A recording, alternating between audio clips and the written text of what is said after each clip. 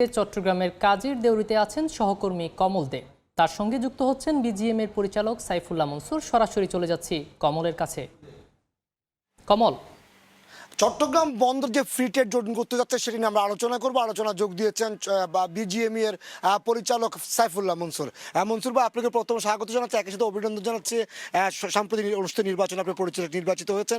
আপনার কাছে জানতে চাইবো, এই যে চট্টগ্রাম বন্দর ফ্রি ট্রেড জোন যে কনসেপ্টটা বলছে, আসলে কনসেপ্টটা কি এবং এতে আমদানি রপ্তানি বাণিজ্যের কী লাভবানটা হবে?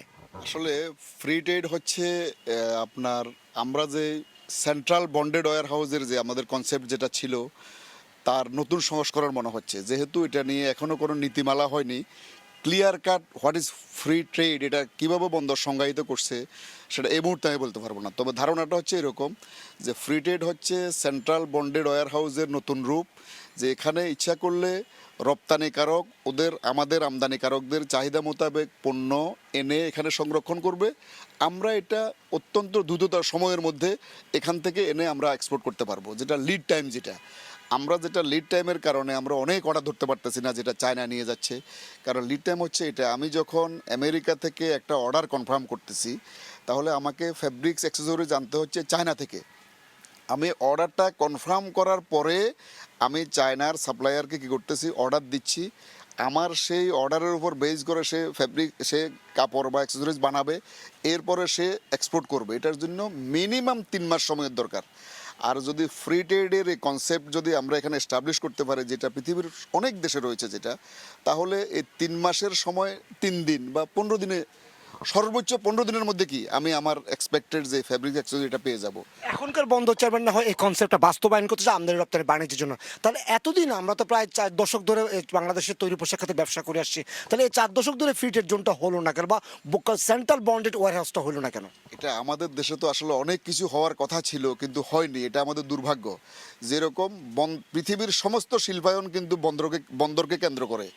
আমাদের একটা সুন্দর একটা বন্দর যেটা আল্লাহ আমাদেরকে দান করছে, এটা প্রাকৃতিক বন্দর, সুন্দর একটা শহর, আমাদের নদী পাহাড় আর সমুদ্র ঘিরে যে শহর, কিন্তু আমাদের শিল্পায়ন কিন্তু এখানে হয়নি। তো এটার আনসার কি দিবেন আপনি?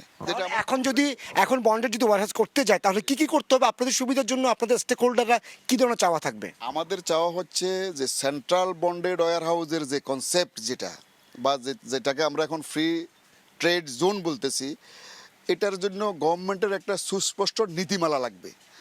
এটাকে ভাষা বললে তো হবে না। যে আমরা চাচ্ছি আমাদের লিড টাইম কমানোর জন্য, যেহেতু আমাদের দেশে ফ্যাব্রিক্স এবং অ্যাক্সেসরিজ নেই, যেসব দেশে এগুলো আছে সেগুলো এনে এখানে সংরক্ষণ করবে। আমরা আমাদের সময় মতো এখানে এলসি দিয়ে আমরা ওই মালটা নিয়ে ফেলবো। তাহলে তো ধরুন ফ্রি ট্রেড থেকে আমার ফ্যাক্টরিতে মালটা আসতে একদিনের ব্যাপার, যেটা 3 মাস সেটা 3 দিনে হয়ে যাবে। তাহলে আমাদের ইন্টারন্যাশনাল ট্রেড বা আমাদের বিশেষ করে আমাদের গার্মেন্টস সেক্টর কী ধরনের উপকৃত হবে সেটা তো আমি ভাষায় ব্যক্ত করতে পারবো না। এটা আমাদের দীর্ঘদিনের দাবি ছিল।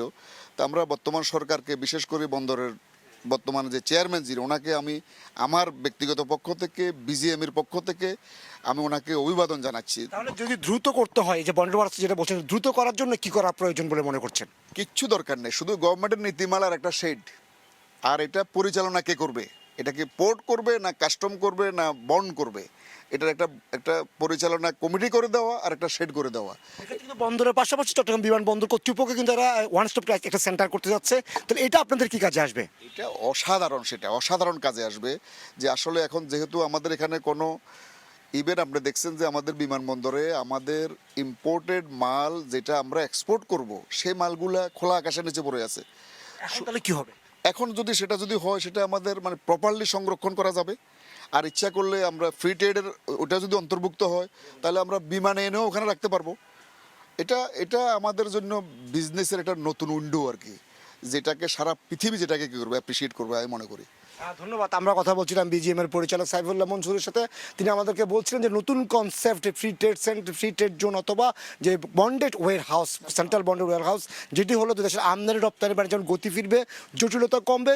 আপনি জানেন বন্দর কেন্দ্রে 26টি সংস্থা সরাসরি জড়িত আছে, সবাই আসবে এক ছাতার মধ্যে। যেটি বলছেন 3 মাস লাগতো একটি আমদানি পণ্য কারখানা নিয়ে উৎপাদন করে আবারও রপ্তানি করতে, সেটি মাত্র 3 দিনে নেমে আসবে। আবারও সাইফুল্লাহ মনসুর ভাইকে ধন্যবাদ জানিয়ে যে আমরা আলোচনা করছিলাম আজকের, সে আলোচনা এখানে শেষ করছি। সরাসরি যুক্ত ছিলাম চট্টগ্রাম থেকে।